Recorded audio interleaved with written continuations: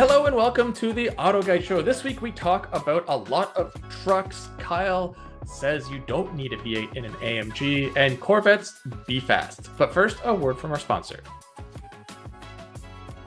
eBay has reinvented car buy built-in, and eligible vehicle purchases are backed by up to $100,000 in protection. This is what modern car buying looks like. Get your next ride on eBay. eBay, things people love. Secure Purchase is powered by Carmel Dealer Services, LLC, an eBay subsidiary. Okay, so kicking off the show is a comparison that Kyle and I did. Well, it was kind of more of a feature than a comparison. Basically, two mid-sized trucks in their pretty much most off-roadish spec, and it's sort of a, how much do you really need? So it was the Tacoma Trailhunter, right? Yep. There's so many versions now. And the Frontier PRO4-X. And the PRO4-X is sort of the traditional off-road trim of a truck, like the old TRD Pro. I guess it still exists. And the Z71 and the AT4 and all those sort of things. Meaty tires, some skid plates, a little more heavy-duty suspension. And then I'll let you go to the Trailhunter because it's a little crazy. So the Trailhunter, I have a lot of experience with it because I've driven it, like 4 times now since it released. I'll use Toyota's marketing for this because it does seem to describe it the easiest. The TRD Pro is for going fast because now we have so many off-road vehicles that are for Baja runs. And the Trailhunter is for going far. So it's more of an overlanding, slow, meticulous kind of thing. It's a factory-approved overlander. It has all the skid plates. It has a high mount intake right by the passenger window, which is hilarious. Real quiet. Yeah, super quiet, real subtle.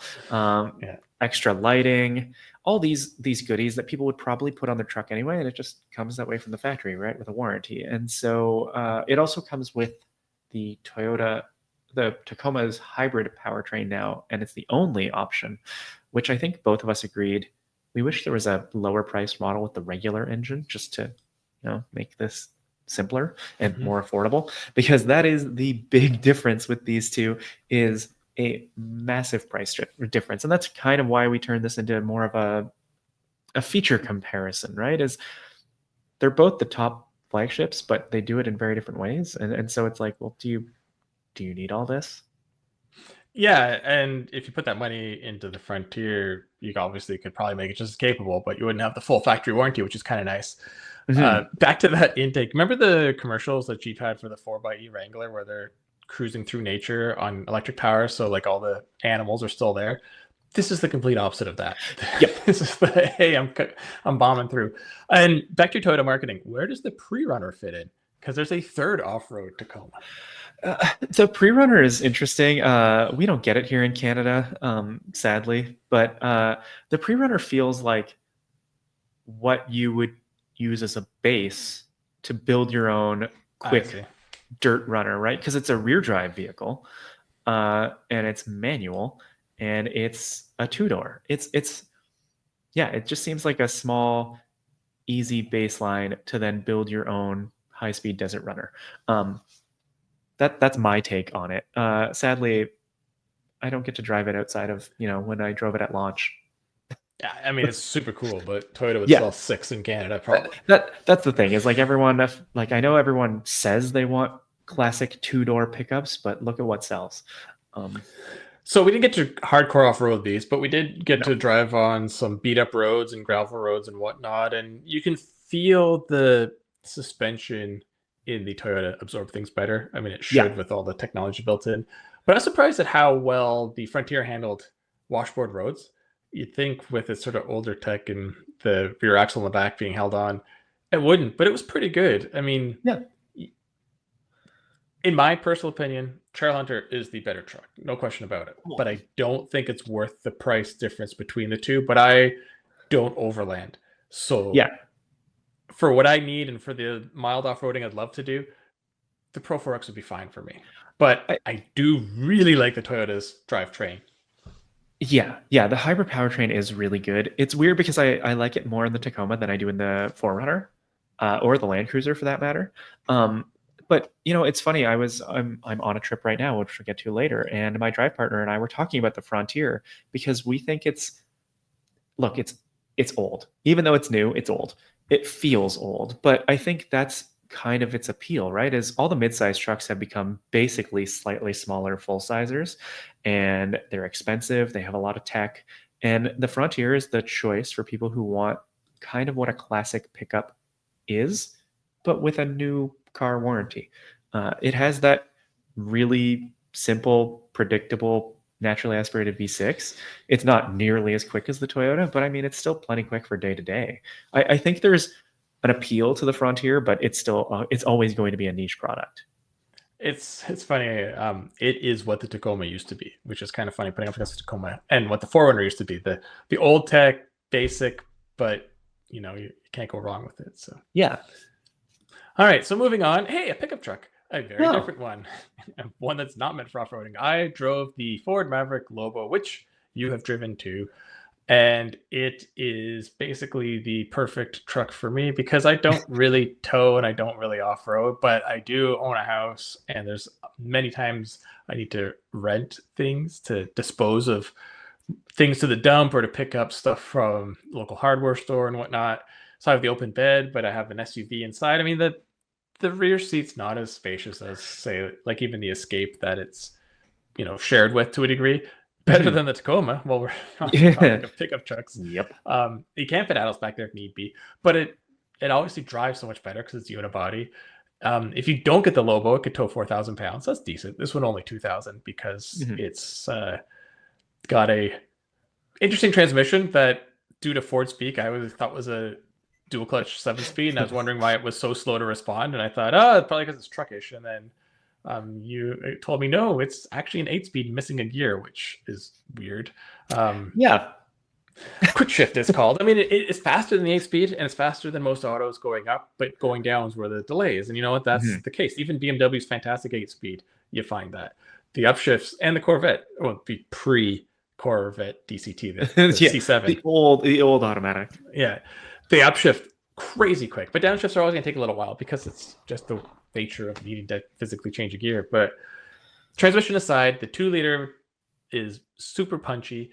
People complain it still has the same 250 that the regular Mavericks do, but this is a 3,800-pound vehicle. I said in my review, its power to weight's actually better than an X3 with the Turbo 4. And I know that's the smaller engine, but people don't be like, oh, it's a dog, it's terrible. Like this thing moves pretty good. I mean, on the highway, aerodynamics starts to overcome some of that, but it's got the 19-inch fan wheels, which are some of the coolest wheels on the market. I know it's not for everyone, but it's supposed to mimic the mini truck wheels, which I love. Yeah, the only issue I have with them is that they're black. Because I want to see the details, right? So I wish they were a color. Or at least have the option. Sort of like with the Mach-E Rally, where you can get the wheels white with the gray lettering or gray with the white lettering. Like give us a choice. Because I think bright white on the blue would look fantastic. So the most interesting, I think, thing is they could have just put Lobo badges and called it a day, but they did put the different transmission in. They did do the suspension. They've done things to it. It's funny how painting the rear bumper on the Maverick makes it look so much better. Like just that subtle little change in the skirts, and then it has a different grille and stuff, but it just looks so nice. I had it beside regular Maverick sometimes, and it's like, that looks like a little compact truck. This looks like a sporty truck. It reminds me so much of what Toyota did with the X-Runner from the Tacoma back in the day, where it was a better performer, it had better performance, but it didn't go crazy. Same engine and everything, but the looks just made it stand out so much, and it looked so cool. The only thing that's curious on this is it has 225 tires all around still, and I'm assuming that's probably as wide as they can fit on the vehicle without having to put on like fender flares or something.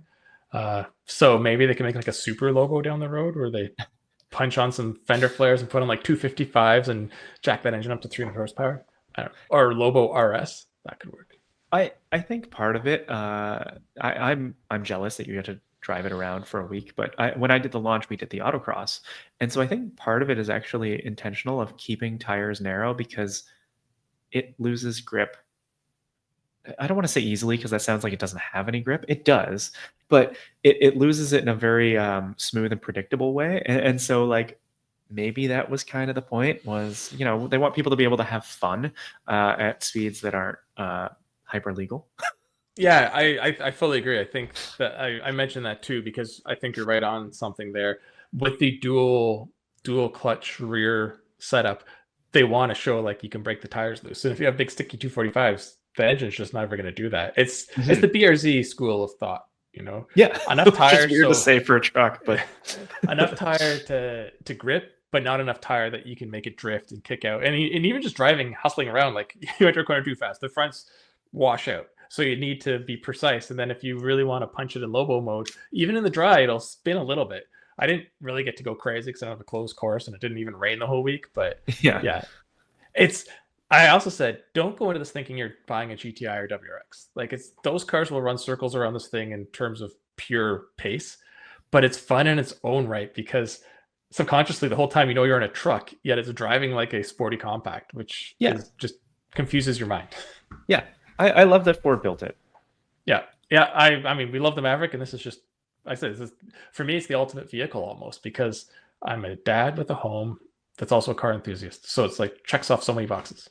Mm-hmm. And I want one now, but I have no need for one. So whoever buys one, sell it to me in 5 years. Yeah. So moving on to another turbo 4-cylinder. It's also a 2-liter. There we go. The Mercedes-AMG GLC63 SE Performance. It's a lot of words. A lot of words because it has a lot of horsepower. So even though this has a 2-liter turbo 4 like the Maverick, it has 421 horsepower more. It has 671 horsepower, which is a silly amount in a small SUV. I know small ones are barely small anymore, but still. Well, we just talked about the X3 having the same power as the Maverick. This is about the same size, and yet it has 400 more horsepower. It also weighs 1,300 more pounds. This is 5,100 pounds, and that was the weird thing for me when I was looking it up. I'm like, oh, it's actually kind of light considering what it is. So this is a hybrid. Yeah, so it's a plug-in hybrid, but it is not a plug-in hybrid the way that we typically expect them, even of performance models, right? So it is a pretty small battery pack. It's something like 6.5 kilowatt hours, and the electric motor can throw 200 horsepower at the equation when it needs to. It means that there isn't really there is an official range in the US for all electric range. Guess what it is? 10 miles.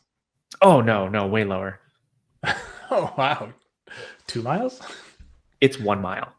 Well, you know what? And I know why they did that. Because in most states and provinces, that's the number you need to get a green plate. And I think that's the thing, right? Is like now when you go and look at the fuel economy site, very confusingly, it uses miles per gallon equivalent. Even though you're almost never driving on EV power, it can still qualify as miles per gallon equivalent. It's awful. It's something like 31. But it can do it. Horsepower. So look, I know that the biggest talking point for this and the C63 is the fact that people don't like this new powertrain. And my hot take is that in the SUV, it's actually fine outside of losing the soundtrack. Admittedly, yes, a V8 sounds better. And Mercedes has piped in some sound, and it's probably one of the better sounding 4-cylinders, but it's still a 4-cylinder. My issue with this vehicle isn't the power because it gives it to you all the time, right? With this setup, it is optimally cooled, so the electric motor can give you all its power whenever you need.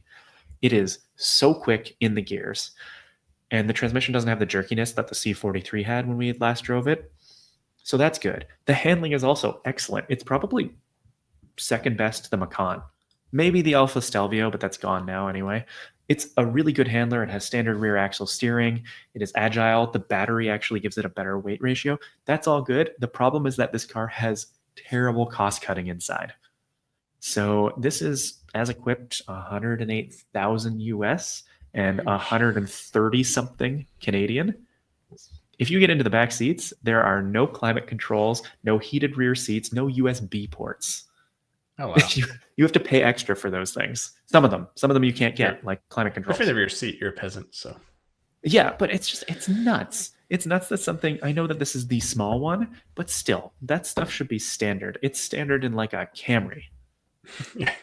So back to the positive, the performance. Mhm. That 2 liter, like it's probably making over 400 horsepower just on its own. Like I drove that engine in the CLA 45, and they pipe noise in there too, and it's crazy powerful and makes wicked turbo noises. We compared the Lobo to a BRZ. I'm gonna have one better for this one. The plug-in hybrid system sounds very similar to the Corvette E-Race, where it's not really meant to save fuel. It's meant to give you that launch punch when you need it, and it Mhm. doesn't have much range, but you can charge it back up pretty quick for more launch punch when you want it. Yeah, and you get a green plate. It's Exactly. it's fascinating. It's an interesting approach to the idea of performance, and Mercedes being a formerly successful F1 team, uh, I feel like this was a really good synergy for them to say like, oh look, it's basically like push to pass. Uh, it's fun. I can't get along with how cheap it feels inside for the price. And those driving their used Prius in the fast lane stuck in traffic and watch the GLC and the E-Ray go flying by in the HOV lane with their green plates. Yeah, because they're very green vehicles. Yeah. So moving on to, hey, Corvettes. Chevy finally dropped the Nürburgring times for their trio of super fast vets, and as expected, they are the fastest American. Well, 2 of them are the fastest American cars ever to run the track with over 1,000 horsepower. You'd expect as much. I know they weigh a lot though, but they both the ZR1 and the ZR1X beat the Ford GTT, and I know people will be like, "Well, so much more horsepower, they should," but the GTD has more downforce, and it's basically a race car with headlights, whereas these are, I mean, I'm not gonna say they're like a comfortable production car, but they do have more production car roots. The interesting thing is these times for all 3 vehicles, and the Z06 was still like 7 minutes 10 seconds, yeah, or 11 7-Eleven, I seconds, think. yeah. They were all driven by the Chevy development team. I mean, these guys are very competent, very fast drivers, but they aren't professional race drivers, and yet they beat the times. And my theory is they probably were doing it. They're like, oh, we already beat the times. Let's publish these. And then if Ford or someone tries to one up them, or just in 6 months when they want to make more headlines, they go back with a factory driver from their IMSA program and probably cut another 10 seconds off and be like, oh, look what we did now. Yeah, that's I just had to quickly look up the lap times on online because the 649 sounded familiar, and it's you know what else has 649 lap times? The 911 GT3 RS with less than half the horsepower of the ZR1X, and the Aventador, which has what 700 something horsepower. So that's rarefied air. And I think we are seeing, like, especially with that small gap between the X and the regular ZR1, we're starting to see diminishing returns, right? It's like a professional driver definitely, or sorry, a race car driver will probably shave some time off, although these are the engineers that have built these cars. But yeah, I feel like we're getting to the point where statistically with the car improvements, we're seeing less and less lap time improvements because we are in like 640 figures for road cars. Exactly. This is like when people started caring about the Nürburgring, anything under 8 was quick. And the fact that ZR1 is so close to the X, yeah, it's lighter and blah blah blah, but this is not a grippy track. And the fact they're getting that much power down, like over 1,000 horsepower, and you're putting it down just as well as this all-wheel drive. But Yeah. I remember when like I said, about the 8 seconds, like when the original ZR1 from the C6 came out with the 600 horsepower, and it was like, well, you can't get that down, no one can do anything. And then when they took a professional to the Nürburgring that used to driving cars that crazy unwieldy, the time they set was ridiculous. So I think there's something still to go with this. Oh yeah. I think Chevy was. I don't know. I have no idea. It's all pure speculation. But I wonder if they're still kind of shaking them down, and they're like, "Oh, geez, look at the times we did. All right, let's put these out." And then this wasn't even supposed to be their super official run. Like you'd think they'd wait for the weather to get a little cooler because then they'll make more power. And so I mean, like, yeah, when they first told us about the ZR1, right? They said, oh, in the development laps of the Nürburgring, all 4 engineers hit over 200 miles per hour on their first lap. It's like just going out to see what it can do. But You know what? I can't imagine what they'll be able to do down the road. Yeah, what I really want to see, knowing that the GT3 RS has a lap time that's a tenth slower, I would love to watch both of those laps at the same time and see how quickly the 911 gets to the straight before the ZR1, and then watch how that time gap changes.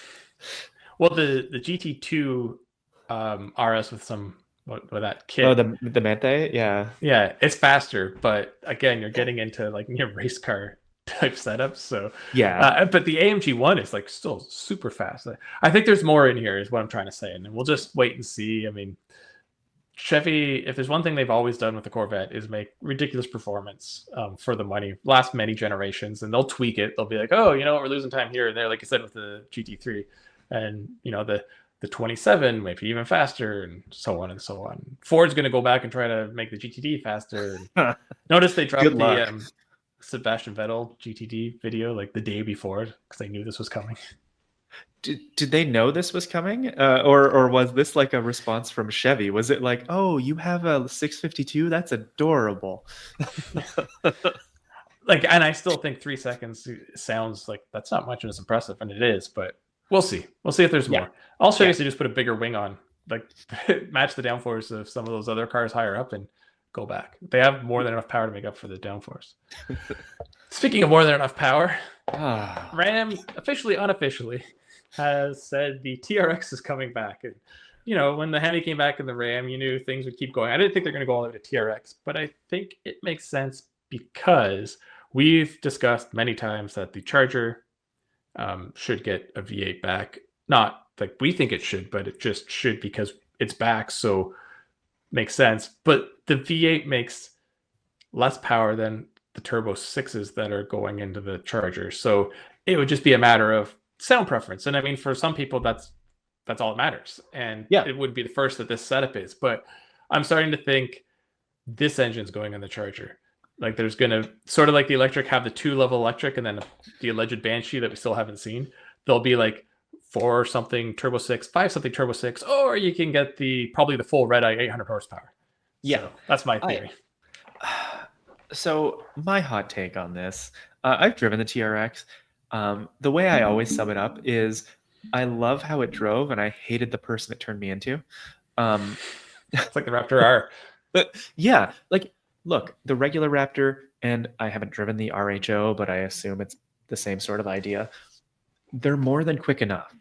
Like 500 and something horsepower in an off-road full-size truck is a lot.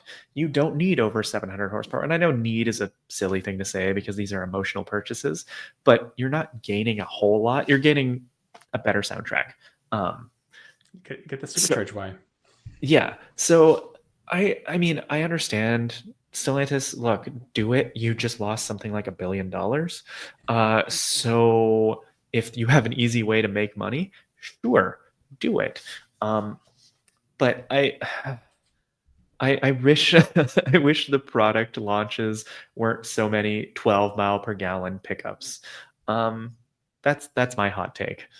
I mean, but you know your audience, and you tried to deviate and it's blown up, so go back, right? It's like why Ferrari always says they're not going to make an EV, and they were so resistant even on the SUV. It's like, you know your audience, stick to them.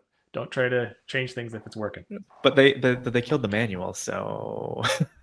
Well, but I think that was their audience. I think just everyone sadly got over manuals. But well, a lot of people were buying those cars. There's a whole different story, but they couldn't be bothered to actually drive. They just wanted the Ferrari badge and show it off. I mean, the few people who bought it that actually wanted to track it, which were like my heroes, exist. But I think the majority were people like, oh, I need to add this to the collection, or I need to show this off at the next whatever event I go to. It's like buying art, right? And then you're like, and I can sell this back for more money in a few years. Anyway, like those high-end sneakers. Yeah. So finishing off this week, well, sort of the antidote to all of this horsepower that we've gone through the whole show so far is the Bolt is coming back. We all knew, but it's going to be a new Bolt, which is great. And Chevy teased it. They just showed sort of here's the headlight, which so over daytime running lights. Yeah. Separated from headlights. I wish that trend would end maybe one day. But besides that, I fully expect this will be much like the new Leaf, which is great that that segment started to get some attention because I think that is where short-term EVs could really take off is these relatively affordable, decent range now, fast charging now, little electric cars. Like these are alternatives to maybe a class higher SUV that's gas, but still the pricing and capabilities are there. Yeah, I was talking about it today or yesterday. Look, like most households in Canada and the US are two-car households, right? And one of the cars is just used for like around town, little errand things. It's usually one person in the car. This is where the Bolt makes so much sense. Is you have such low running costs. It will probably have, I'm assuming, more range than the old one, which means you're looking at 250-ish or 300 miles. So plenty for day-to-day activities. It's going to have a NACS port. It seems like they're just bringing back the old wheels from the last one based on the design. But the Bolt was like low-key an excellent day-to-day car. And so if they can keep this affordable, and if maybe they fix the bumper that looks like it bumped up against a Crown Signia, I really am looking forward to this. I know not everyone wants an EV, and I know not everyone works with an EV, right? Like if you live out in the middle of nowhere, an EV might not be the right choice. But for city use and for like solo drivers, affordable is great. And honestly, like the best thing about driving an EV is that it's quiet and comfortable, right? So I'm so excited that Chevy is doing this. Their EVs have been mostly good. The ones on the smaller platform we've really liked, so I'm all for it. And it's so weird they abandoned it. Volt, so good. Initial Bolt, first time, so good. And then they're like, nope, we're out of here. But hopefully they come back strong. And just before we wrap up here, it's funny how with EVs, it's like it doesn't work really for the two extremes. If you live in the middle of nowhere, probably not working. If you live in a highly dense part of the city, like in a super condo that doesn't have any chargers, probably doesn't work there either. It's like, but there's so many people in the middle. That's where the majority of people are. So there's a lot of people to source for. Yeah. All right. Well, that wraps up the news and reviews on the Auto Guide show brought to you by eBay Motors. We will take a quick break. Then I will be back to talk to one of Kyle and I's favorite automotive writers. He sadly couldn't make the interview. Then I'll be talking F1 with Colum, and then Kyle will be back to help wrap things up. eBay has reinvented vehicle buying. From click to curb, everything's covered. It's all thanks to their new secure purchase. Ever try to buy a car and end up in a parking lot with a stranger on some blind trust? Or spend half the day at a dealership talking to pushy salespeople and signing paperwork? Or maybe worst of all, wait hours at the DMV just to transfer the title? That era is over. For years, eBay has been the go-to for gearheads, collectors, and DIYers. Because whatever you're into, from classics to SUVs and trucks to imports, eBay's got it. And now with Secure Purchase, eBay isn't just where you find your next ride, it's where you can buy it, start to finish. Sellers and titles are verified, paperwork is handled by experts, and payments are traceable and digital, so you know exactly who you're dealing with and exactly what you're getting. Plus, you can finance, insure, and register your vehicle all in one place. No more hours at the dealership, no more trips to the DMV. Get your vehicle, plates, and paperwork shipped to your door ready to drive. And it's all part of one seamless process designed to feel as easy as buying anything else online. And eligible vehicles purchased on eBay are backed by up to $100,000 in purchase protection.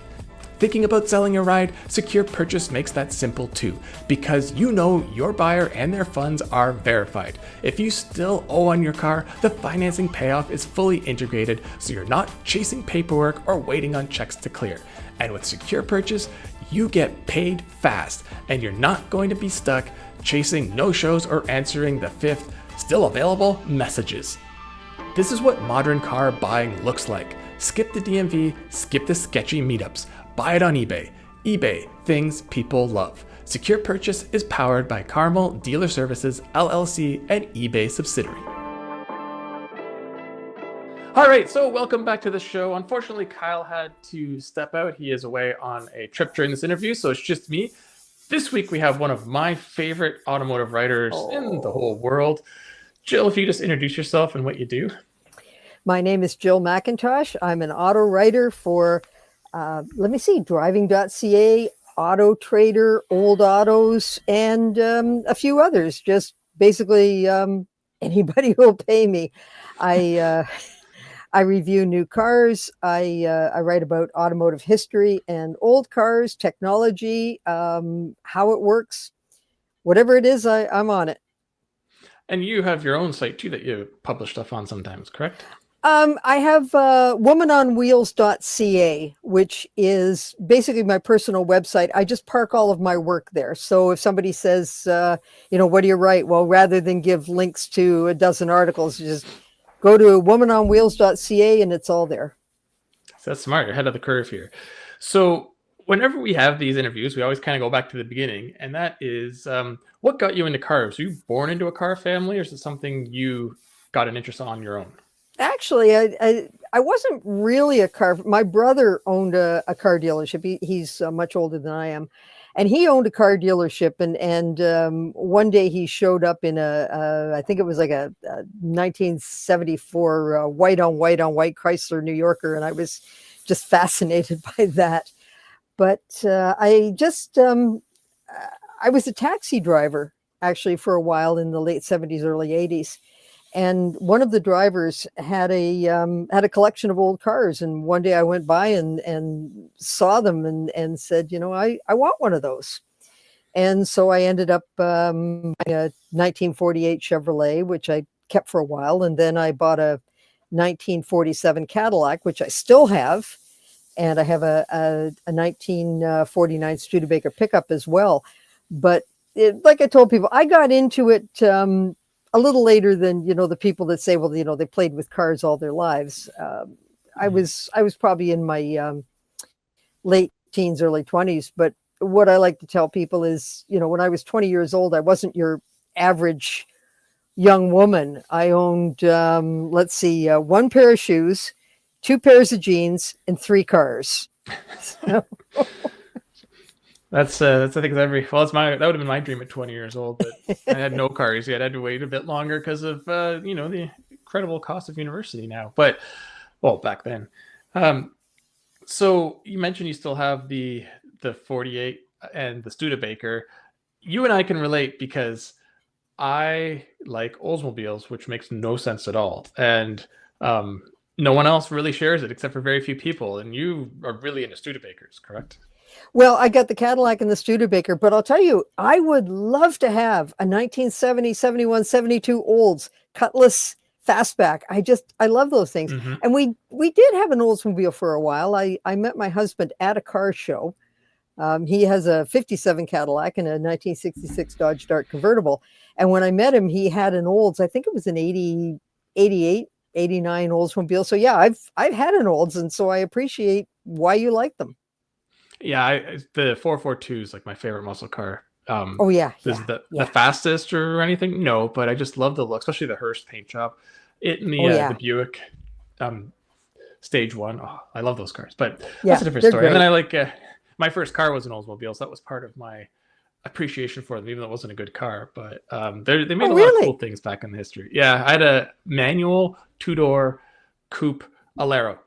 So It was a very, very rare vehicle. I got it at university and I needed a car for my first job. Even though I had cars my whole life, I could never afford one until that point.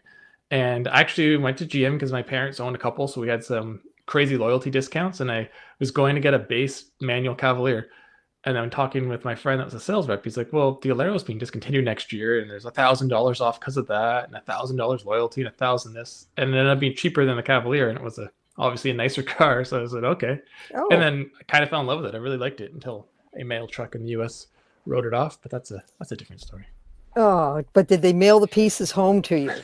No, they did mail me a lot of grief though. I've had collections agencies coming after me forever because they would not pay my insurance company, US to Canada. But anyway, I ended up okay out of it, but I know my insurance company basically, I think, had to eat the loss. But that's a shame. That's a shame. And yeah. I mean, Oldsmobile was cool because it was such an old company, and it was basically the first mass-produced car. You know, back in I think it was 1903, the curved dash olds, and the first one built on an assembly line. So, you know, there's quite a history to that brand, and I'm sorry that GM got rid of it. It was, you know, maybe they should have ditched Buick and kept Olds. I think they should have too, obviously.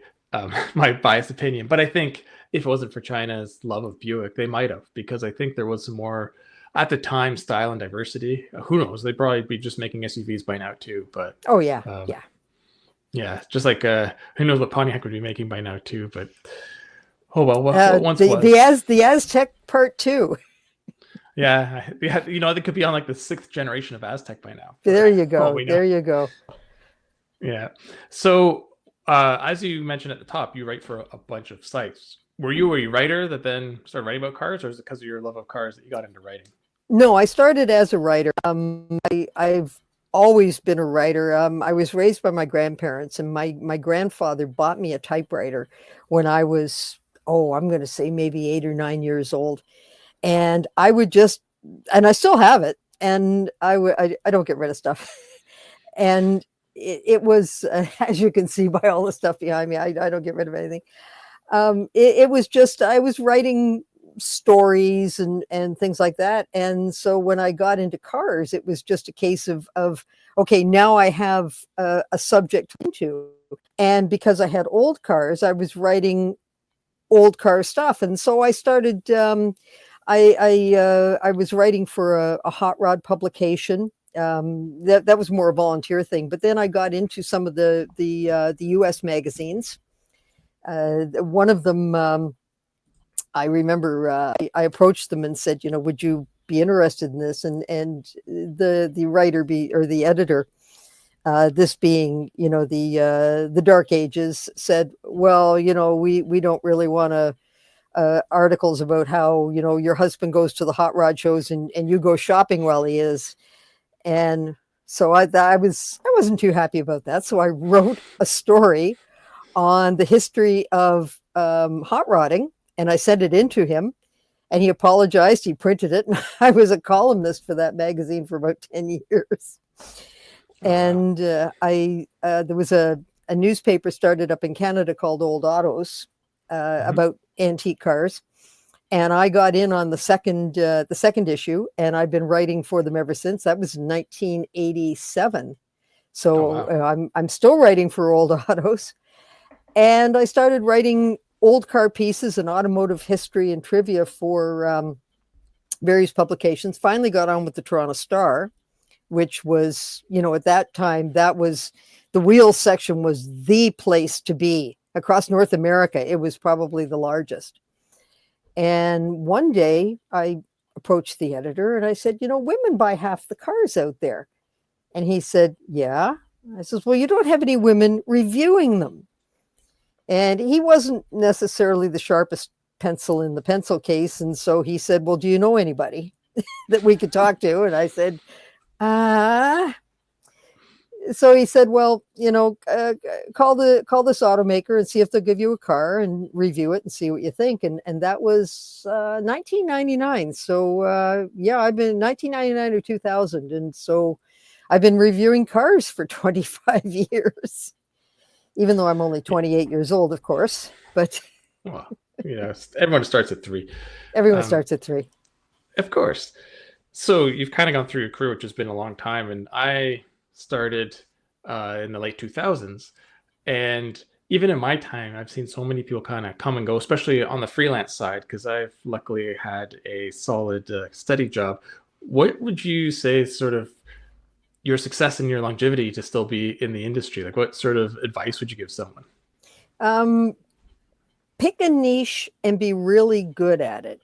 My niche, in addition to the old car stuff, my niche is, I like doing the bread and butter cars. I like driving sports cars and stuff like that. But the bread and butter cars are the ones, you know, the cars and trucks and SUVs that people, everyday people, they're not car people. They got to get home. They got to get to work. They just want something that's going to start and stop and do what they need it to do. And these are the people that I like to talk to. And so I like explaining stuff. As I mentioned, my brother owned a car dealership, and I worked at the dealership for him for a while. And so I started to see things like test drives. Most test drives, they last, I don't know, 5, 10 minutes, 15 minutes, half an hour tops. And so I talk to people about the stuff that they won't find on a test drive. So I don't say this is good or bad unless it really is good or bad. What I'll say is, this is what it is. And now you have to figure out whether or not you can live with that.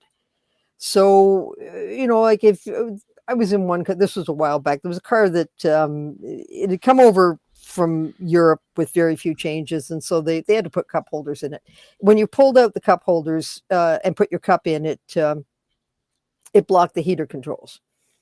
So, okay, I understand where the design's coming from, but I said to people, if you never take a drink in your car, this is great. If you can't go without your morning coffee, now you've got to think about this, because no one is going to see this on a test drive. Nobody goes for a test drive and takes their car seat or their hockey bag or their dog crate or anything like that. So here I am explaining all of this stuff. And I explain what things are. I never say this car's got a CVT without saying it's an automatic, because there are people who don't know. Or this car has a backup camera, but they're mandatory on everything. People don't know that. They might say, wow, I'm going to look at that car because it has a backup camera, and ignore everything else. Well, that's not something that is unique to it. So I try to do this to walk people through what it is they're going to see when they take that test drive. That's the sort of thing that I look for. And sorry to interrupt, but with the backup camera, because I have family members that are asking me about cars, and I'll recommend some, and they always say, does it have a backup camera? And every time I'll say, yes, they have to by law. 2 weeks later, I talk about a car. Does it have a backup camera? It's like, yes, it has to by law. So I totally get that one. Well, I mean, I'm old enough and have been in this long enough that I used to have to explain that a car had anti-lock brakes and what those were. Or, here's what airbags are all about. And a lot of people, they hang on to a car for, 5-10 years, and they'll get it, or maybe they've only ever had used cars and now they're buying their first new car. They don't even know what's in these things. So when I'm looking at giving advice to people, the biggest thing is know your audience. Don't get out of a Porsche and then get into a Toyota Corolla and complain that it's not fast. Yeah. And I've seen some writers do that. Or don't go on with the jargon if you're talking to people who aren't familiar with it. You really have to know your audience and talk to them, and that's your longevity right there. That's, I think, the best point, because when I started, no one really told me that, but just I too like the regular cars. I mean, I love sports cars. I've owned tons, and I'm in a Mustang this week. Driving anyway, but I just like to dig into all the features and whatnot. And then I always approached it because I thought you're supposed to, of who's going to buy this car, and then what would they want it for. And I always wrote that way. And then when I started, I knew nothing. I mean, actually, I remember specifically having some conversations early on, one with you, and you're saying, oh no, I've read your stuff and you know what you're talking about. And to me, that was like instant validation, because you have no idea if it's any good or not. And then as the years went on and I kept writing that way, as you said, I started to notice people writing like, oh, this SUV is the best because it has the best fun to drive ratio. And it's like, yeah, but it's the smallest. It doesn't have any features. It's expensive. And that's what people are looking for. And I have this conversation all the time, because my family, nobody likes cars. Like, I don't even mean passive interest. Like, cars are an appliance. So I have the perfect people to kind of keep me grounded in what I'm supposed to be doing. And when people talk about things, because us in the industry and other car people talk about it, I say, yeah, but people don't know cars. They don't care about that. Like, they care about price, if they can see out of it, sometimes color. Like, it's not the little things. And your CVT thing, I always too say CVT automatic. And I've had people say, like, why do you keep saying that? Of course it's an automatic. It's like, well, not everyone knows that. Not everybody knows it. My husband, who is also a gearhead, he's come to a few of the auto shows with me, the new car shows, and he'll say, here's the manufacturer going on about, the this is the size of the cylinder bore, and you know, this is how many millimeters shorter it is than last year, and this is, you know, it'll do 0 to 60 in, you know, 1.35, you know, seconds faster, and this is this much shorter. And he says, all we want to know is, how much does it cost, how fast does it go, and does it come in blue? And that's absolutely true. And the other thing I do is I look at value, and that's because that's what your family is looking for. If they don't like cars, they're looking at value. And if you want to lose me in a review, you say, well, this car is a bargain at $80,000. You know, we as auto writers, we don't pay for the cars that we drive, and so we tend to sometimes forget that. Whereas when I go to the car, I take the money figuratively out of my pocket for each one. And cars are so expensive today. Well, okay, this car is $50,000. That is what cars cost, but are you getting that out of it? And so, you know, you have to look at you have to look at it from a consumer's point of view if you're going to talk to consumers. It's when you're talking about the fancy cars, like, you know, I've driven and reviewed Lamborghinis and Ferraris, and the bottom line is that's auto porn, because the people who are reading that, if they are actually looking for that car to buy, they don't care what I think about it. Their mind's already made up. The rest of it is just it's auto porn. It's people who are never going to be able to touch one, never mind buy one or drive one. So I'm just writing about the experience for them. It's no different than me, you know, I'm on a beach somewhere and I'm reviewing the resort that they're never going to stay in. I have to then take it to the point of, well, you know, now I've got to tell a story about it rather than just give you the information. So how you approach each story differs in what kind of vehicle it is as well. Yeah, with those really expensive cars, you totally nailed it. Like, you and I can't relate to what a buyer's thinking with those, because that's not where we are. That's not our tax bracket. That's not our demographic. So I always try to just write about how it makes you feel, because that's why someone's bought it. On our site, we get pretty good traffic on our Porsche reviews. And the joke's always been, it's not because people are looking on our site because they're deciding to buy a 718 or a 911. A lot of Porsche owners want validation that what they bought was a good car. So they're looking for all these reviews to kind of show, like, see, they like it. See, I bought the right thing. So yeah, it's sort of when you get to the lower end luxury where people are really cross shopping, I find. Yeah. Well, I mean, it's the same as a movie review. How many times have you gone to see a movie or watched a movie, and then you start looking up the reviews to, well, what did this person think of it? You know, I thought it was bad, or I thought it was good. Let's see what the so-called experts say about it. So you're right. In some cases, we are validation as well.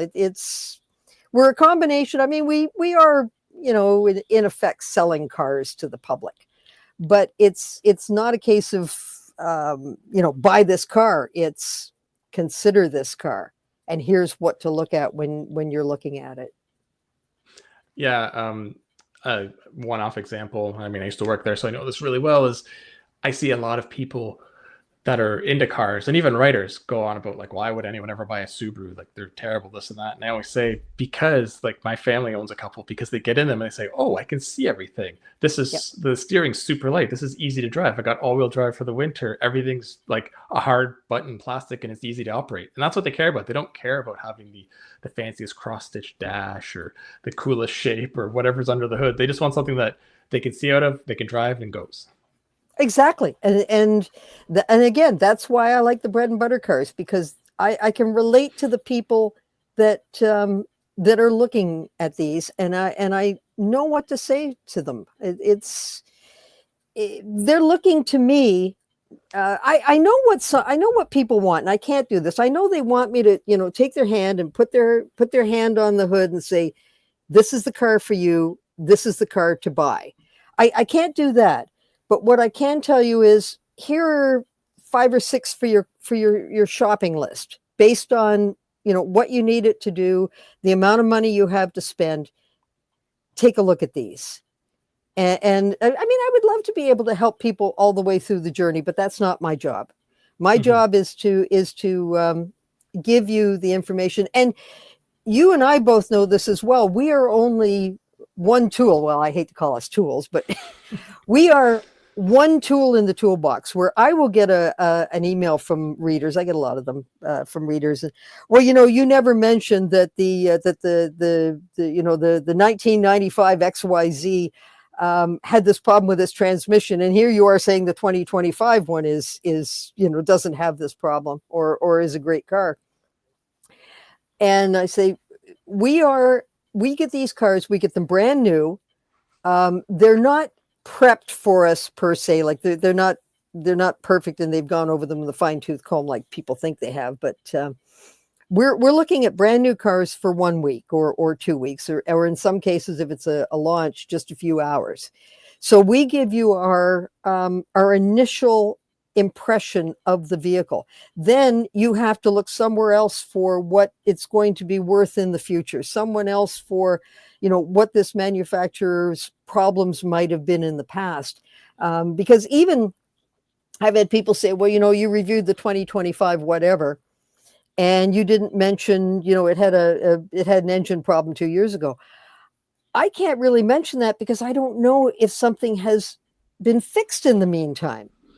And, if I go to the automaker and say, did you fix that problem? Well, what kind of an answer am I going to get? Of course we have. Of course we have.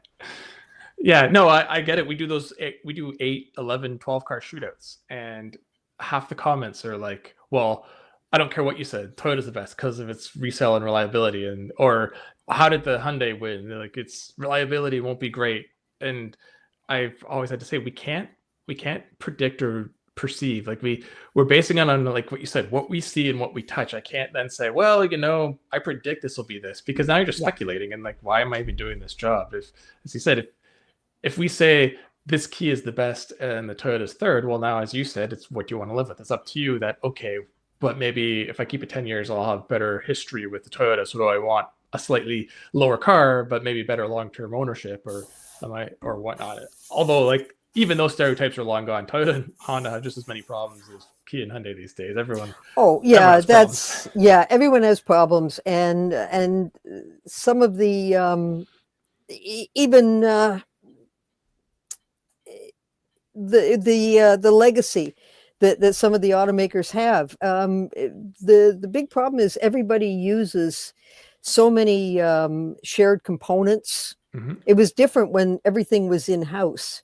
Now, with the airbag issue, millions and millions of airbags. Well, why were so many automakers affected? Well, it was because everybody uses that part, or they use, components from something else, and it's no longer in their hands. It's tough. And so, like I say, we are one tool, along with, reliability. Well, now you got to go to someone like Consumer Reports or JD Power. You've got to go to Black Book or Blue Book to see, what the values are. We can look at that information, you and I, but nobody wants to read a 5,000 word auto review.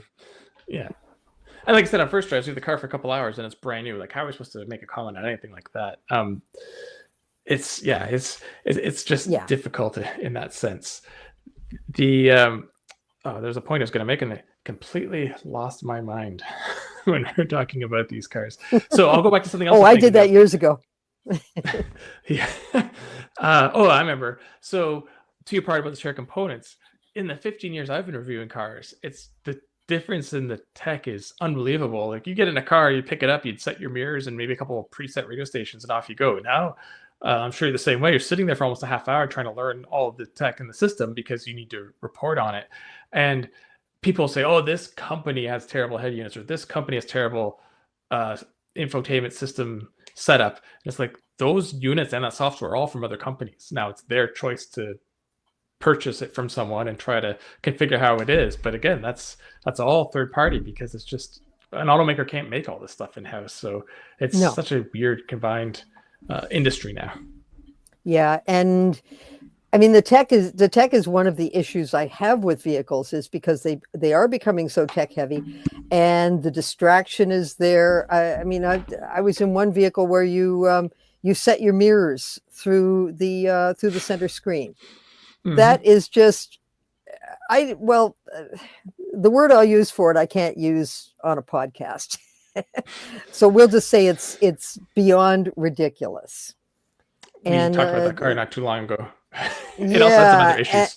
It had some other issues as well, but the problem, one of the problems is I don't even know who's asking for this stuff. I mean, who in the focus group said, I want to go through 3 submenus to adjust my mirrors. I'd like to get my hands on that person and have them committed. But I also realize that part of the problem is that because cars are so complex and they are so expensive, that just taking a button out and putting it in the screen will save so much money. Mm-hmm. Especially when you're looking over a certain level of trims, a certain number of trim levels, where you may have the base one just has regular seats, and then the next one up has heated seats, and the next one has ventilated seats and everything. Now you've got 3 different sets of buttons that you have to put in to each vehicle. You have to know how many of those you're going to have to order because you're not making them in-house. You have to have a different method of they've got to go into a different dash. They have to be built differently. Whereas if everything's in the screen, somebody just sits at the computer and programs them. And so I understand why automakers do it. It's when you're the end user, it's just annoying as can be. It's the slippery slope, right? They take out one thing, you're like, you know what? Yeah, that's not a big deal. Like having to push if there's a dedicated button on the infotainment system to turn on your heated seat instead of a button, okay. But then you start to have, for your power windows, there's only 2 buttons. And if you touch here, you'll do the rear. And if you touch here, you do the front. And you're like, come on. Like now you're starting, like just take away the windows at this point and just make it on the screen too. But the other thing is, how long is all of this going to last? We have a 2008 vehicle where the stereo quit, the entertainment thing quit. All we've lost is navigation and music. It's annoying, but it's not the end of the world. If you're in a vehicle where every single thing is tied into that center screen, and that center screen doesn't come on, and I've had cars where they've died, when I'm driving them, new cars when they died, you're driving a brick. Mm-hmm. You can't open a window. You can't adjust your seat. You can't, in this case, adjust your mirrors. That's all the sort of stuff that, okay, if you've got it for the 3 years it's under warranty, then it's not as bad. What if you're the, second, third, or fourth owner? Now we're starting to look at what is it going to cost people in the future to have a used car? Mm-hmm. I'm glad you used the word brick, because I was going to say, like, you've been reviewing cars for quite a while. And I mean, every once in a while, you'll come across even a car for review where there'll be maybe a mechanical issue and I'll have to get taken back or maybe even towed back. I had one not too long ago where at the factory, someone forgot to put a plug in one of the oil lines. So I saw oil on my driveway. And I mean, these things happen. Like, it's not, that manufacturer needs to be, taken down the street about this. It's like, no, it just happens. But we have colleagues and it's happened to me where something like what you said happens and it is bricked. It's like a phone. Now this car needs to be flatbed towed back to the dealer because there's no physical way I can get it moving. And before everything became so computer reliant, that didn't happen. I mean, I drove a car from here to Bancroft, which, is like a 4-hour drive with my screen dead. So I had no navigation, no radio, and no fake engine noise. Everything else worked. It was boring and it sucked, but it still drove. Yeah. I had one that, from Woodstock, New York to the Toronto area, and same thing. The stereo went out, but fortunately, there was enough that it wasn't a major issue. But it's just I'm looking at the used car market 5 years from now and thinking, where is it going to be? Are we all going to have just the whatever few base trims? Corollas and Sentras and stuff like that. Is that going to be our used car market? I don't know. It'll be some sort of industry that gets spawned where people make knockoff shortcut infotainment systems that you can shove in your car for cheap to fix some of these issues. Who knows? Oh, no doubt. The only thing is that because everything is connected to all the computers that are running everything else, they are so they're so interconnected that I don't know how you can work around them. Well, before I let you go, back to more positive with the new cars. How you're saying you love the bread and butter cars, and I like the regular cars too. The really cool thing is when every once in a while when you're reviewing cars, you come across something and you're like, this manufacturer's nailed it. Like this car for what it is, what it's meant to do, the price, the features, like this is the package or the formula no one has. And it's always fun coming across those. The new Civic, when it first came out, was like that. I found that with the Maverick, and more recently, the new Santa Fe. That's like my go-to recommendation for anyone that wants sort of a mid-size 3 or 2 row SUV. Is there any that have like been like that for you in the last couple of years? Oh, the Maverick. I really, really, really like the Maverick. Mm-hmm. It's just my thing with trucks. I own trucks. I own 2 pickup trucks. I love trucks. I drive trucks. I review a lot of trucks. They are just so needlessly oversized anymore. I have a 1995 Dodge Ram that I bought brand new. Again, I don't get rid of stuff. Yeah. And when I bought it, it was the largest half-ton truck you could buy that year. And now when I bring home another truck, it looks like a Dakota. And a few years ago when Ram, or I guess it was still Dodge then, still made a regular cab truck, which I'm going to say 2018, 2017 and around there. I took all the specs and put them against my truck and the new truck. And my truck, as close as I could get with engine and everything like that, my truck actually had more towing and payload capacity because it wasn't taken up with this needless bulk of the vehicle. So everything is getting so big. It's like the manufacturers come out with a model, and then the next version of it gets bigger, and then it gets bigger, mm-hmm. then it gets bigger. And then finally they come out with a new small model that undercuts it. It's just like you say, the size and the packaging, sometimes that isn't there. So yeah, like the new Civic is really good. The Corolla is good. The Maverick is really good. There are, like you say, I was just in the Hyundai Ioniq 5. So for an electric car, I was impressed with that. Mm-hmm. It's, there's a lot of good stuff out there. You just have to, read our reviews and see which ones they are. That's one of Kyle's, if not favorite electric vehicles. He loves that thing. But I just had the Maverick Lobo. We talked about it earlier in the podcast with Kyle because my review went live and like I was completely smitten with that thing.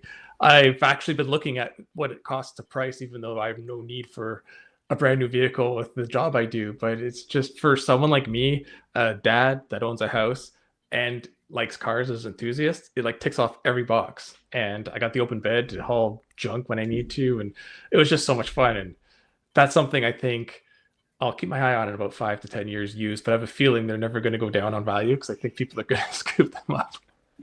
I've been looking too.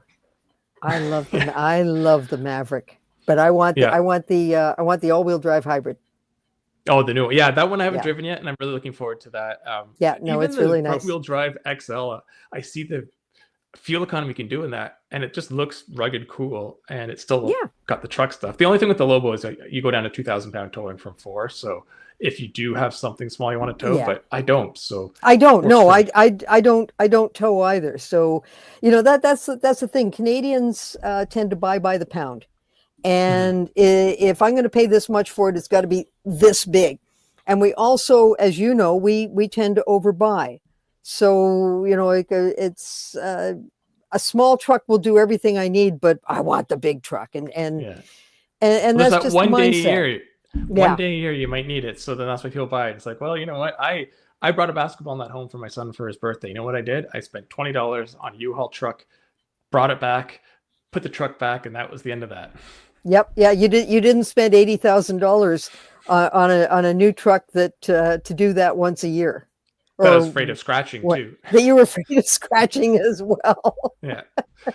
Yeah. Well, there's so much more we could talk about, and we will definitely have you back on. This both our connections were stable and everything was great. Happy you came on, and we will get you back on. Maybe we'll invite Kyle next time. We'll see. But well, do I have to put up with Kyle? Maybe we'll see. Well, maybe okay. I'll set it up, and I won't show up, and you guys can talk bad about me. Well, thank you for asking me. It's been fun. All right, thank you so much. Thank you. All right, welcome back. Joining us once again is Colum to talk F1, and it's been a pretty busy week, leading into the break that's not too far off. Yeah, and Hungary is upon us right now, and I guess we always say when this airs, it'll be over, and then it'll be 3/4 weeks of no Formula One for a long time. So, and it looks like there'll be no. It doesn't look like there'll be any crazy silly season info coming during that time. No, well, maybe George will get a contract. Maybe, but that's what I mean, right? Like that's not exactly silly season chaos. That kind of plays into one of my first stories was that not surprising, Verstappen's sticking around, right? That's kind of the obvious. And I think it's smart.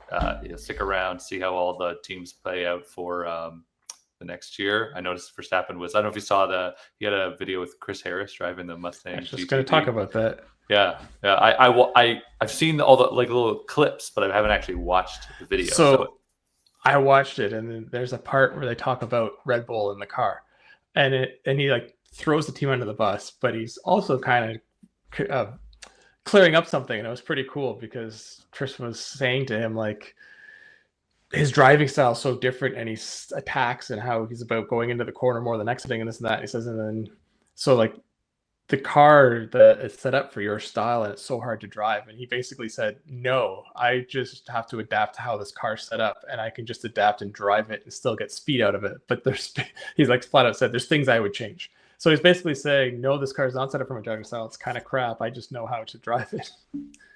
So, funny.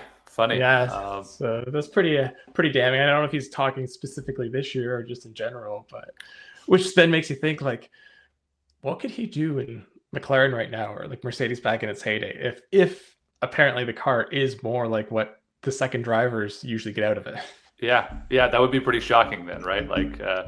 We should hopefully have a better idea next year. I imagine it will all be. Although I have to think whatever McLaren has figured out here, they're going to keep that next year. It's whether or not other teams figure out other advantages, but I figure they've really figured out some ability to heat up tires quickly and cool them down quickly. Whatever it is they're doing, I don't think that disappears next year. It's just whether or not other teams also catch up. So I could be wrong. Even with the new regs, do you think I guess it depends how the cars really are different. Yeah, I feel like there must be something almost fundamental that they figured out, some trick, some we know that Vortex is built on this part of the subfloor, do this and don't do that. I don't know, some brake tricks on something that I feel like they'll keep it. It's just whether or not other teams will be able to catch up. But it doesn't seem like it's, I could be wrong. It doesn't seem to be some magical trick that back with the Braun GP days with the diffusers, it's not everyone else figured it out and now they're all copying it.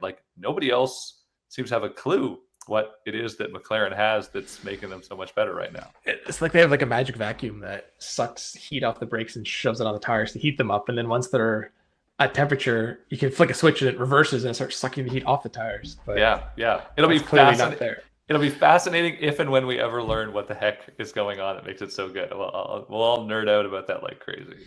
And it's also important to note how this was basically a full-out promo video for the Ford GTD that he was in, which is his engine supplier next year. So they're already starting, and normally be whoa, conflict of interest, but Honda's not actually part of the team anymore. It's the Red Bull engine or whatever they call it. So yeah. It was interesting that those both happened at the same time. I'm sticking with Red Bull and the Red Bull Ford stuff. It was all it was almost like they were holding off, being we can't drop this yet if Max makes some crazy decision. So I can't wait to roll into a dealership in Iowa and see a big picture of Max Verstappen selling Ford F-250s.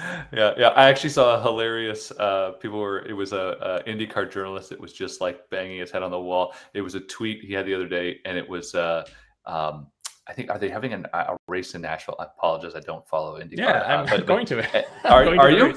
So and it was some like hotel or company advertising like their sort of special around the IndyCar race, and it had a picture of the Red Bull Formula One car on the tweet. Awesome. So like whoever is doing this promo knows that little that, and it was like it was pretty bad. It was actually I saw people commenting below. It was actually like a Daniel Ricciardo era like Red the Bull skinny car. wing.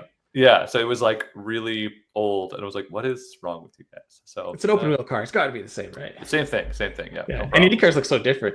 But yeah, I'll be talking about it on future podcasts and obviously talking about it after. But I'm going with Bridgestone down to the race. Actually, me and my son are, and we're flying in. We get to drive Tail of the Dragon and the Chenahora, whatever that skyway is on top of the mountain, and then go to the race. Oh, and I've never awesome. been to an Indy oval race, so I'm looking forward to that. That should be great. And Bridgestone, that's their HQ down there in Nashville now, right? So, well, yeah, and they're the tire supplier. So basically, it's see how the tires work on the road, which is pretty cool because the exact tire we're driving on is the one that's on my Genesis Coupe that I put on last year. So I'm pretty well used to this tire, so it'd be cool to see it on a different vehicle in different situations. So that's great. That'll be an awesome experience. Good for you. Yeah. All right, moving on to our next story. We'll be get speedy because we're going through stuff. So this is kind of confusing. Aston Martin, the car company, is selling off its stake in Aston Martin, the Formula One car, Formula One team. So they're sort of parting ways. Apparently, there is a licensing agreement that for the next several years will keep the Aston Martin name on the F1 team. So it's not like they're just going to disappear and go somewhere else.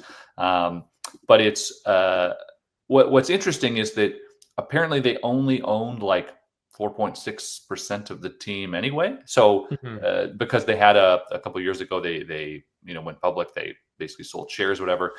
The crazy story out of this all. Now, obviously, when Lawrence Stroll bought Racing Point and turned it into Aston Martin, he didn't buy the team, and he brought in a consortium of other people spending money, whatever. But he spent $117 million to buy Racing Point, and this sale of this percentage basically brings the valuation of the F1 team to $3.3 billion.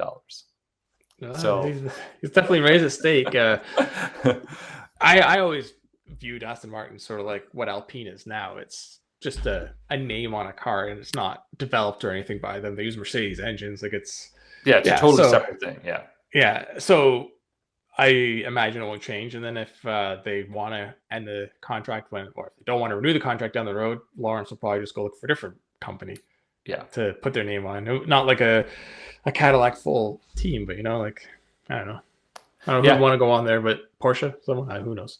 Yeah. Some other rando team will show up and get in. Yeah, it's interesting either way. I think by all accounts, I would try to do a bunch more reading up on this, and there's no indication that this means that the Strolls are parting ways with the team. They'll still have an involvement, and so it's not like this is the end of Lance. Because you have to think if they get another buyer, Lance is done, right? I think he's done before his dad even sells if he's really serious about going for a championship with the new car. It all depends on who the other driver is, I guess. Yeah. Yes. Well, and they're gonna run out of Alonso soon. This weekend, I don't know if you saw that this morning. He's not racing. He wasn't in FP1 because he hurt his back. So because he's an old man, he's younger than me, but he's an old man. So George, they got there's an open seat coming. Yeah, it's a good option. So yeah, and then this is a really quick news story that Audi signed a new a team sponsor for their team called was it Revolut?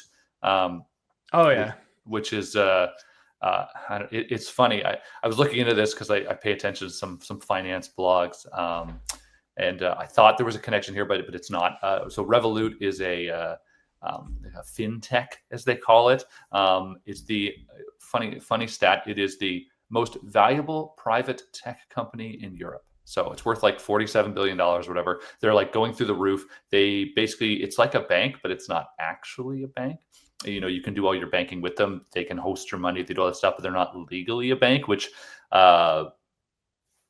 apparently I looked into it. It still means that your like money's protected and all that stuff to a certain extent. But yeah, there's a lot of these other companies that like get around being a bank when they're not actually a bank. And so oddly, when I searched this company too, the first thing that came up was like an ad they have specifically targeting 16 and 17-year-olds, specifically basically saying like, you don't have to, like, you can be you can use us to basically be your bank. So if you have a part-time job, basically kind of get away from your parents or your parents' bank, which seemed like a really weird way to put it. But yeah, and I was also looking because it's a Russian CEO is Russian. I was like, oh, is this some like shady Russian thing? I'm like, it's a British company. It's owned by, funny enough, a Russian CEO. Their head developer is a Ukrainian guy, and so there's hope for the world that Russians and Ukrainians could get along. But it's I mean, this company, whatever, but it's no surprise. Like every company that sponsors an F1 is either an energy drink, a hedge fund of some kind, or these tech companies that are just blowing up that in a couple of years probably won't have heard of because they'll get bought out or amalgamated. Or yeah, it was a whole bunch of crypto ones like 2 years ago, and only one of them still exists. So, and the only other thing I had to mention, I don't know if I had a slide for it or not, was just, oh yeah, this. So this is I was so annoyed that I feel like I could do a whole 10-minute spiel on how the Spa is always a great race because it's a great track, but generally because it rains, and then we get a lot of fun and chaos, whatever. Mm-hmm. And the FIA basically, made sure that there was no fun to be had. I do not understand why they didn't actually race in the rain. And so there's a little quote from Martin Brundle saying, "We must get to the bottom of this and understand if there are any recent internal FIA mandates on this subject." So basically, it sounds like he's suggesting that the FIA is, opposed to racing in the rain now for some reason. So yeah, and I get like there's spray and the teams are complaining, and it's not like the cars are much faster, and we've always dealt with it.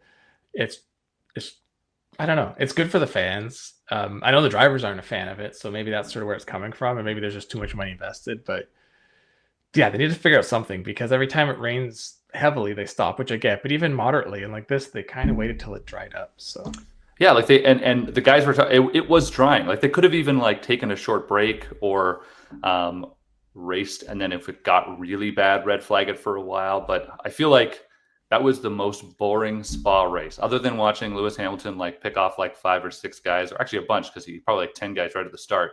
That was probably easily the most interesting part of the race, and the rest just kind of disappeared. Verstappen got they went for they opted for big spoiler for more downforce to pass in the wet, and then there was no wet, and so he just sat behind Charles for the whole race. And it was a kind of a dud. And yeah, I think rain makes things. It's one of the. I always go back to my father's comment is always that it should be mandatory rain at a Formula One race because it always makes it interesting. So just make the track wet somehow. Yeah, doesn't matter what it is. Spray some water, add a little chaos, throw things up, and yeah, I think they're such experts that they can manage it anyway. And yeah, it would have added some jeopardy to and made it more exciting. It was I think the only Formula One race I've actually fast forwarded in recent memory. I always watch on the app, and so I was like, well, I got kind of partway in, and I was like, well, nothing's happening here. I'm just gonna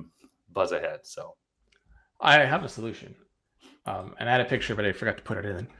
Mud flaps. Big truck mud flaps. That'll help keep the spray down, and off you go. They've tried this. I don't know if you've seen those photos. They've tried some ridiculous things with whole wheel covers and stuff, and they look dumb and apparently didn't actually work either. So, all right. Well, we will have to wait and see if they ever get to the bottom of that. I don't think they will. And see if George gets a contract over the next couple weeks. But we will still be coming back every week between now and the return of F1. So don't worry. We'll always have more stories. There's always stuff coming out. So until then, have a good week. We'll talk to you next week. Sounds great. Take care, Mike.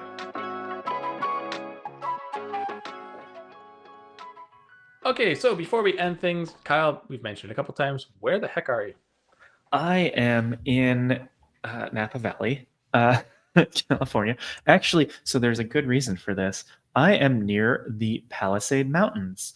That's because I just drove the 2026 Hyundai Palisade. I was on the road yesterday, which means I couldn't take part in the interview, sadly. But I can't quite talk about how the car drives yet because it's embargoed, and so it will come out right around when this episode goes live. So we'll talk about it next week. And then in terms of what I have at home, I drove it a little bit before I came here, and then I'll drive it all on the holiday weekend for us Canadians. I have a Mustang GT California Special, appropriately enough. So it's the V8, the manual. I have a drop top, and it has a lot of purple, which seemingly works better in person than in photos, in my opinion. And I would like to say to Hyundai, thank you for taking you guys to the Palisade Mountains of the Palisade. I've always said, if your car's named after a city, you got to go there. I want to go to the Yukon for the next Yukon, Lake Tahoe for the Tahoe, Kia, Telluride, take me to Colorado. Chevy, if you have a whole state, you can release the next Colorado one. So, yeah. But I mean, maybe some of them don't work, but... Yeah, sadly, since the Chevy Orlando wasn't sold in the U.S., they never got to do that. Santa Fe. There's just, Kia and Hyundai really love the places with their their names. So anyway, Chrysler New Yorker. We could bring that back. So I too am driving a Mustang. I'm driving basically the complete opposite. I have the EcoBoost Coupe. Now, it isn't anywhere near the base coupe. It is the premium. So I get lots of the fancy buttons with other options, but it is literally what that word is. It's premium. It's lacking most of the sports stuff in favor of the comfort stuff. And the reason we're doing these, and we'll get to it when we talk about them later, is the Mustang's so successful and everyone's always like power, V8, track, blah, blah, blah. But a lot of them sell not because of that. So we're driving two of the very opposite versions. And mine's so not sporty. I don't even have paddle shifters or any way to manually control the 10-speed auto, which is confusing in a Mustang. And I had the same thing in a Mini recently, and I'm starting to think this is a trend, which I'm not very happy about. I have the 255 squared off all-season tires too. So you just look at the gas pedal in a corner and that back end wants to go. I could go full cars and coffee, but I'm, being restrained. But yeah, I'll have more thoughts on it later. I just want to point out, it's really funny to me that the Palisade has paddle shifters. My parents and your Mustang doesn't. Yeah, my parents' Outback with the CVT has paddle shifters. Yeah.